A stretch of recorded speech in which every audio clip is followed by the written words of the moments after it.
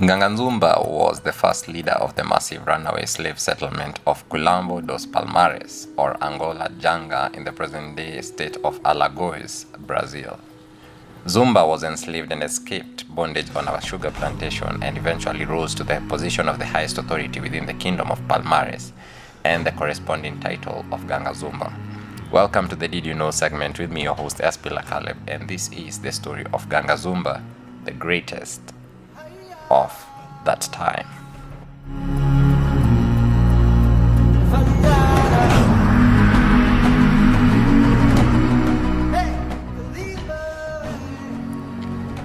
Although some Portuguese documents regard Ganga Zumba as his proper name, and this name is widely used today, the most important of the documents translates to the name as Great Lord. In Kikongo, Ganga Nzumbi was the priest responsible for the spiritual defense of the community, which was a quilombo or military settlement made up of multiple groups. A letter written to him by the governor Parna Mbuko in 1678 and now found in the archives of the University of Coimbra calls him Gana Nzumba, which is better translated to the Great Lord in Kimbundu.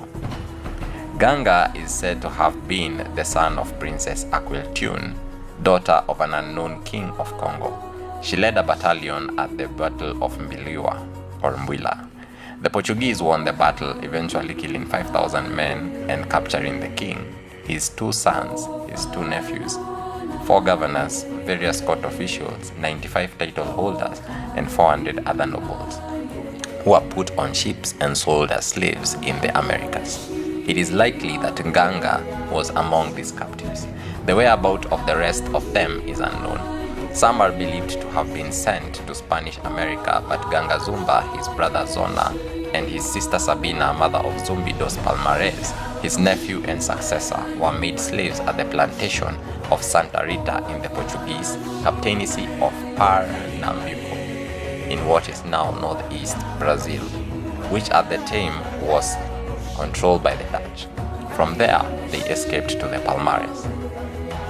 Aquilombo or Mocambo was a refuge of runaway slaves who were forcibly brought into Brazil from present-day Angola, Democratic Republic of Congo, and Congo-Brazzaville, that escaped their bondage and fled into the interior of Brazil to the mountain region of Pernambuco.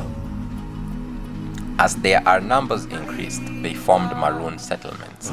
Gradually, as many as 10 separate Mocambos had formed and ultimately coalesced into the confederation called Quilombo of Palmares, or Angola Janga, under a king, Ganga Zumba and Gana Zumba, who may have been elected by the leaders of the constituent Mocambos. Ganga Zumba, who ruled the biggest of the villages, Cerro de Mocacos, presided the Mocambos, a chief council, and was considered the king of Palmares. The 9 other settlements were headed by brothers, sons, or nephews of Ganga Zumba. Zumbi was chief of one community and his brother Andaliquitiche headed another. By the 1670s, Ganga Zumba had a palace, 3 wives, guards, ministers, and devoted subjects at his royal compound called Mokako. Mokako comes from the name of any animal that is. The compound consisted of 1,500 houses, which housed his family guards and officials, all of which were considered royalty. He was given the respect of a monarch and the honor of a lord. In 1678, Zumba accepted a peace treaty offered by the Portuguese governor of Pernambuco, which required that the Palminares relocated to Cucao Valley. In the treaty, the Portuguese confirmed their acceptance of Zumba as the supreme leader of his people. In 1679, the treaty was challenged by Zumbi, one of the Ganga Zumba's nephews, who led a revolt against him. Zumbi also rebelled against the Portuguese attempts to redistribute Palmares' land among Portuguese officials. In the confusion that followed, Ganga Zumba was poisoned, most likely by one of his own relatives, for entering into a treaty with the Portuguese. It is reported that Chiao, the mulatto, Gaspar, and Amaro were responsible for killing Zumba. Many of his followers who had moved to Cacao Valley were enslaved by the Portuguese. Resistance to the Portuguese then continued under Zumbi. The Brazilian film Ganga Zumba was made in 1963 but was not released until 1972 because there was a military coup in Brazil in 1964. And films about revolutions, even those taking place in the 17th century, were considered politically dangerous.